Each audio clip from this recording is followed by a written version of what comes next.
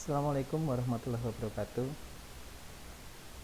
Selamat datang di kuliah pengendalian penyakit unggas untuk pertemuan ke-9. Untuk pertemuan yang ke-9 ini kita akan membahas tentang malaria pada unggas atau malaria-like disease atau disebut juga sebagai leukositozoon. Leukositozoon atau malaria-like disease ini merupakan penyakit yang disebabkan oleh protozoa yang dia menyerang pada sel-sel darah dan organ visceral. Organ visceral itu adalah organ dalam. Nama lain dari leukositozoon itu adalah malaria-like disease. Penyebabnya spesies leukositozoon sp. Nanti ada beberapa jenis leukositozoon. Kemudian dia bersifat akut. Artinya ketika suatu individu ayam itu terserang oleh leukositozoon, maka dia akan segera menampakkan gejala klinis. Kemudian patogenitasnya dia hanya menyerang pada sel darah dan organ visceral. Dan untuk vektor atau untuk perantaranya itu bisa dari golongan insekta, yaitu dari golongan agas. Di sini ada spesies Culicoides, kemudian juga bisa disebarkan oleh Simulium atau lalat hitam. Ini beberapa spesies leukositozoon, ada 4, yaitu yang pertama Cauleri, ini pada ayam dengan vektornya yaitu Culicoides. Kemudian ada leukositozoon sabrucesi, ini juga pada ayam. Kemudian vektornya dia lalat hitam atau Simulium. Kemudian ada leukositozoon simondi, ini menyerang itik dan angsa, vektornya Simulium juga. Kemudian juga ada leukositozoon smithi, ini menyerang hanya pada kalkun. Nah, ini untuk vektornya juga dia Simulium. Jadi maksudnya di sini kenapa ada vektor? Jadi untuk penyebaran malaria pada unggas ini, dia penularannya itu membutuhkan suatu perantara. Nah, perantara di sini adalah golongan insekta, yaitu golongan agas dan lalat hitam. Nah, ketika mereka itu menghisap darah dari unggas yang terkena leukositozoon, maka leukositozoon ini dia akan masuk ke dalam vektor tersebut. Kemudian ketika dia menggigit hewan yang lain, maka terjadi penularan. Prinsipnya itu penularannya hampir sama dengan penularan malaria pada manusia, yang dia atau dengan perantara yaitu nyamuk. Nah, ini adalah vektornya.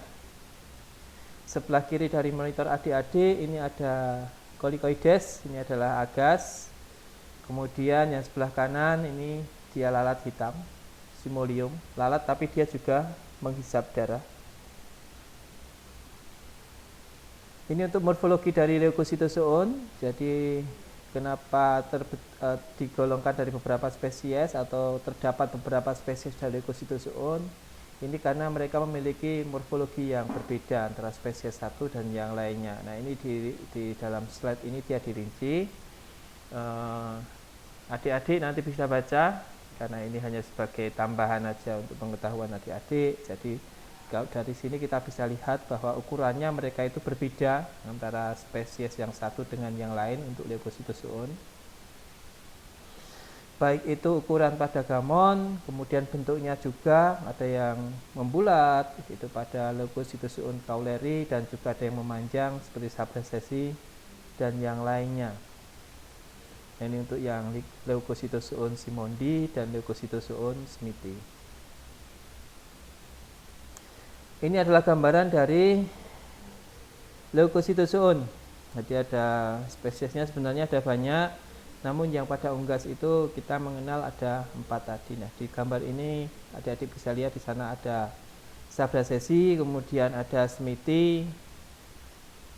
Ya, ini ketika dia menginfeksi, nantinya dia akan menginfeksi sel darah merah atau organ-organ visceral yang lain. Kemudian untuk patogenesisnya, jadi dia ketika dia di dalam tubuh ayam atau penderita itu dia dalam bentuk skizogoni atau merogoni. Ini dia berada pada organ visceral hospes. Kemudian ketika dia itu sudah pada fase gametogoni, itu dia berada pada sel darah merah dan sel darah putih. Sedangkan untuk siklus hidup yang terdapat di dalam tubuh vektor yaitu serangga, dia hanya sporogoni. Untuk sejarahnya pertama kali di Sumatera 1912 ini ditemukan oleh Prowazek. Kemudian diberi nama Leucocitozoon scoveneri. Kemudian untuk morbiditasnya, angka kesakitan pada anak ayam itu kisarannya adalah 0 sampai 40%. Kemudian ayam dewasa itu 7 sampai 40%. Untuk mortalitasnya lumayan besar. Dia bisa mencapai angka 50% sampai 60%. Nah, tertinggi ini pada ayam-ayam dewasa biasanya. Nah, ini adalah gambaran Leucocitozoon ketika dia menginfeksi sel darah putih di sini ya. Jadi kalau yang Adik lihat di sana ada bulatan-bulatan atau lingkaran yang ada intinya itu adalah sel darah merah, sedangkan yang dia bentuknya sudah tidak beraturan itu adalah sel darah putih yang di dalamnya terdapat Leucocitozoon. Gejala klinis pada unggas muda yang muda itu biasanya terjadi kematian yang tiba-tiba sehingga gejala klinisnya itu tidak begitu nampak. Sedangkan pada unggas dewasa gejalanya adalah diare, kemudian hilang nafsu makan atau apetit berkurang, kelemahan secara umum, penurunan produksi, diet teratur, depresi, kemudian yang menciri adalah adanya muntah darah. Sehingga nanti kalau pada penderita malaria leg disease itu nanti di sekitar paruh atau bagian leher itu akan ada bekas-bekas darah yang menempel karena dia keluar darah, karena organ visceralnya dia rusak. Kemudian dia juga bisa menimbulkan kelumpuhan sampai ke kematian. Untuk patologi anatomi atau perubahan pasca nekropsi, yang pertama adik-adik bisa cek di bagian subkutan, yaitu bagian antara kulit dan muskulus atau otot. Itu nanti di sana ada pendarahan. Kemudian juga pada ototnya juga nanti ada pendarahan. Kemudian pada organ-organ visceral itu di sekitar ginjal, hati, paru-paru, saluran pencernaan dan bahkan bursa fabrisius. Kenapa terjadi pendarahan? Karena di sana ada multiplikasi aseksual dari parasit, yaitu ketika dia pada fase merogoni tadi, dia itu berkembang biak tanpa ada proses reproduksi seksual atau aseksual, sehingga dia merusak bagian atau sel-sel di dalam organ-organ visceral. Kemudian yang bisa dilihat juga bercak darah pada otot paha, kemudian otot dada, jadi harus adik-adik kupas dulu kulitnya, diangkat kulitnya, kemudian dilihat apakah ada pendarahan atau tidak. Organ visceral hampir semuanya mengalami pendarahan dan terdapat gumpalan darah pada rongga perut. Sehingga tadi dia itu muntah darah, kenapa? Karena saluran pencernaannya dia sudah rusak. Dan kalau ketika kita nekropsi, di dalamnya itu juga terdapat gumpalan-gumpalan darah atau darah-darah yang sudah membeku. Nah, ini adalah pendarahan pada bagian otot. Jadi ketika nekropsi, bagian kulit diangkat atau dikelupas. Nah, ini kalau adik-adik lihat ada warna-warna merah di sekitar muskulus. Nah, ini pendarahannya seperti ini. Dia bercak-bercak merah di dalam otot. Kemudian ini kalau pendarahan pada visceral, adik-adik bisa juga mengamati di sini di gambar ini.